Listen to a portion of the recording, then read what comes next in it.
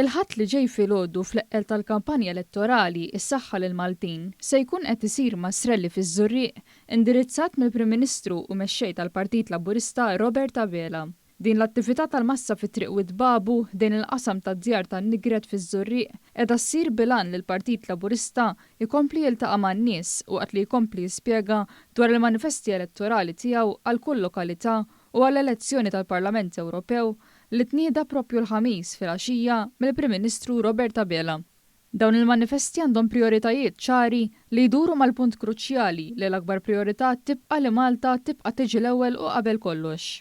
Mal-mikrofonu ta' One News mill-post tal-Masrelli stess, il-President tal-Partit Laburista Ramona Attart spjegat fi ftit kliem din l-attività fit-tmiem il-ġimgħa u raġunijiet għal xi ċittadini għandhom ikomplu jsostnu lill-Partit Laburista. Allura aħna nirrispondu kif dejjem għedna għal provokazzjoni li qed issir billi niġu dawn l-attivitajiet nagħtu is-support lill-Prim Ministru mexxej tal-Partit Laburista, is-support lill-Partit Laburista ukoll u fuq kollox inkomplu nisqu fuq il-kampanja elettorali tagħna fuq il-messaġġi tagħna li jagħtu is-saħħa lil Maltin u lil Awċin. Dan il-Masrelli Laburista fiż-Żurrieq se jibda fl-10:30 ta' filgħodu.